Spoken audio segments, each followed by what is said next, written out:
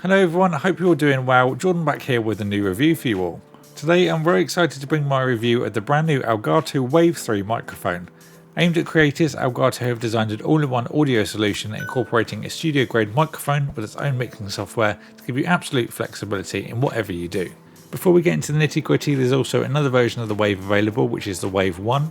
It comes in at a slightly lower price point than the Wave 3 at $129 or pounds, unlike the Wave 3 at $159. It's a more stripped back version, removing the touch mute onboard controls, and offers up to 48 kHz of sound quality rather than 96. So the Wave 3 is presented in the usual clean box we see from Elgato. So to cover off some of the key features, it offers a capacitive mute which will mute your microphone on the slightest touch. This is a big feature as other microphones require pressing a tactile button, which can often lead to audible sounds in the audio. A 17mm electric audio capsule that was designed with the help of Lewitt, which are professionals in sound. That capsule offers 24-bit 96 kHz sample rate with a frequency response from 70 to 20,000 Hz.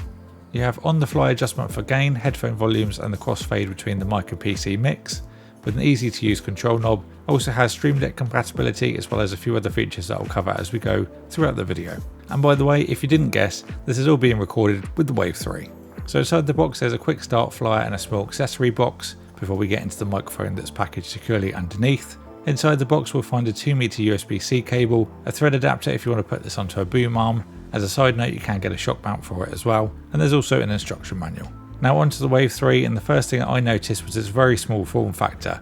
It's 2/3 the size as the Blue Yeti or the Yeti X, but that by no means makes it any less of a performer. For those of you that are curious to see how these two compare, I will be making a comparison video, so make sure to subscribe and ding the bell so you don't miss it.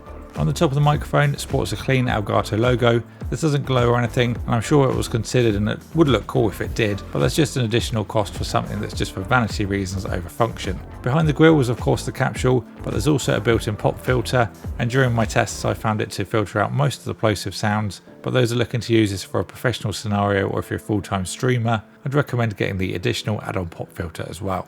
Now in addition to the built-in pop filter, it's also got a clip guard which is great for the rage-tastic amongst us. Now I'll save you headphone wearers' ears from testing this, but I couldn't actually get it to clip or distort no matter how hard I tried, so very impressive on Elgato's part. On either side of the desk mount we've got a thumb screw to adjust the microphone angle. Simply unscrew an angle to your preferred position then retighten, simple but effective and similar to what we see on other microphones. Moving further down we've got the control knob. Here we can easily and quickly adjust microphone gain, headphone output volume and then the mix between the PC and microphone. A simple press of the knob switches between the functions. You do get a slight bump when you rotate that as well, so you could do it without looking. And when you adjust through any of these options or cycle through, it's shown on the LEDs below. Before we go to the back, one of Wave 3's biggest features is at the very top of the microphone. This is the capacitive touch area to mute the microphone, which Elgato says you just need to tap, but you can do it with less than that, even a feathered touch just to mute the microphone. It's very responsive and much less clunky to other mute switches I've seen on microphones. And once pressed, the LEDs around the control knob will change to red, so you can easily see whether you're muted or not, even from your peripheral vision. But the best part, being capacitive, you won't hear it in the audio when you enable it, unlike the tactile buttons that give an audible thump in the sound. Now some streamers may say you can just mute in the streaming software, but some people still like a physical button to mute, especially as you get some visual feedback from the red LED, and I personally love this feature. Going on to the back, there's not too much going on, but you'll find the USB-C port, which is great to see. Far too many microphones still use micro USB or even USB-B, and it's nice to see the company moving with the times and using what's quickly becoming the new standard. Alongside the USB-C port, we'll see the 3.5mm headphone jack for your audio monitoring and playback. Now of course on the very bottom is the base. This is rubber lined to keep the microphone steady on your desk as well as to stop any scratching. Now this is a metal base, but the rest of the exterior construction on the microphone, minus the thumb screws, is plastic. So as we've had a look around the microphone, now let's take a look at the Wavelink software and show you how you can use it in conjunction with the Wave 3, not to only make your life easier, but make your content more enjoyable for the viewer. So here we see 5 different presets that are on the software by default. I added this one on the end, which is the game one, and obviously you can go in and choose different options from what you have available in your system. Bear in mind I have a few different things plugged in and I've got a sound card, so that's why you're seeing additional things down here. Obviously the options are going to vary to what you have available on your system to use. You can use the drop down box and rename this if you wish, and then choose which audio input you can actually draw the sound from. Then we've got the different options to choose what we're going to actually hear. So for example, if you don't want to hear it in your own headphones, you can just simply press this button here to mute it, and then the same for the stream. This one we're more than likely going to want to hear them both, so obviously you can turn those both on and adjust accordingly. I'd have this totally muted for myself, but then have the audience listening to it. Then above that, we've got a little option we can press to link the faders together. So for example, if you want to have an equal amount on each side, you can do that rather than having to do it, individually like that and matching them up perfectly. Simply press that and they'll go together, which is nice. Now the microphone on the far left hand side, if we drop that down, we do have a few options here. So the input level you can obviously see going up as I'm talking. You can adjust the gain on the fly, the output volume, and then the PC and mic mix, which is what you can do on the actual microphone itself. But you can do it from the software if that's easier for you. And then at the bottom here, we've got the options for the low cut filter on and off, and then the clip guard. And as you can see here, if I hover over it, it'll give you a description of what it's for. So recommended for using when the microphone's a distance further than 0.5 meters. Currently mine's even less than that, it's about 0.3, so don't really need to use that. Also, the configuration of how you're using this will vary whether you need to use this option or not. For example, if you're using the desk mount with this, you may want to add that on just to kind of take off any booms if you were to accidentally hit your desk. If you're mounting it on a boom arm, you may not need that quite as much. So another little option that you can do there. Below, we've got the option to update the firmware. This is the most recent one that's available as of recording this. Now further down below, we can see where it's going to chuck a monitor sound out. So if you wanted to, you could route this through speakers, but headphones are going to be where we're going to be using them for most people. And at the bottom here, we've got the stream output, which is going to send all of this configuration to your streaming software, be it OBS, XSplit, whatever you use. And then you're going to get this option, for example, here in OBS that I'm using. There's the option for the Wavelink stream, and that's going to give you all the options you've configured here, going through your streaming software and out to your viewers. Now on the top right, we've got some options to quickly jump to the control panel. Then on the far right, we've got options which will show you the updates, and you can automatically check for these or not, and then open it automatically once you log in.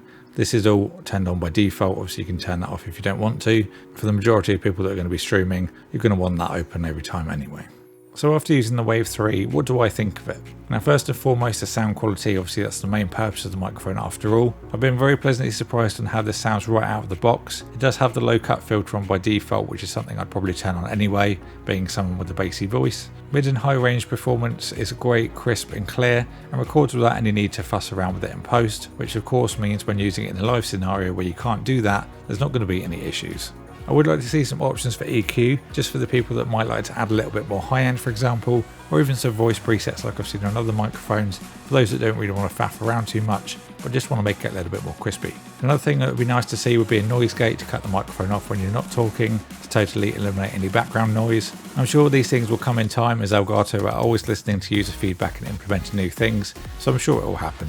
I haven't noticed a lot of background noise in my recordings, which goes without saying is a plus, but with the recent development of AI background sound removal, it does make me wonder if we'll see something similar from Elgato, so again, time will tell. Now the form factor I really love. This is definitely going to be less of an eyesore to those that are watching a streamer using it than other mics on the market, and being someone that's always conscious of visual weight in video, I'd rather much use this microphone than other offerings that are available. Nice and small, yet doesn't give any detrimental effects on the sound quality.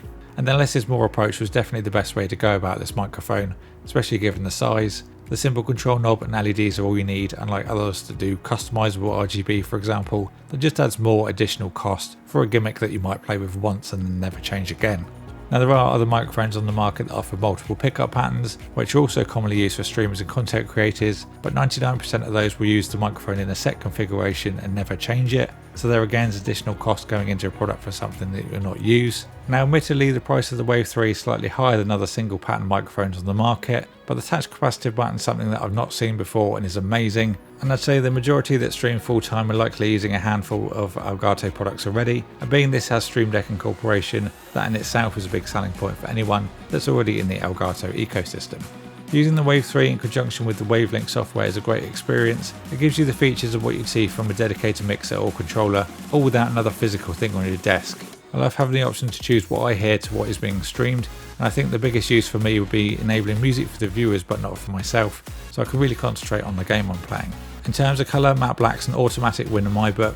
It does pick up grease every now and again, but for the majority of people that are going to be putting this on a boom arm, it won't matter as you're likely to move the arm than the mic itself. Now on the topic of boom arms, I'd recommend putting it on one. If you're a long boy like me and you have a tall torso, you might find that it's a little bit short when you're using it with a desk mount, but please bear in mind this won't be an issue for everyone, as I'm 6'6". All in all, this is a quality offering from Elgato. It offers a fantastic plug and play option to the end user with a whole host of sound routing options using the Wavelink software. And for those already rocking Elgato gear, this will seamlessly fit into your setup, and of course the Stream Deck compatibility is an added bonus. So thank you all for watching this review. I hope you've enjoyed it. If you have any more questions, please leave them in the comments below and I'll get back to you. If you want to pick up a Wave 1 or Wave 3, I will put the relevant links in the description box below. If you enjoyed this video, please subscribe and dig the bell so you don't miss an upload. Check out my social media down below, and I'll see you all in the next one.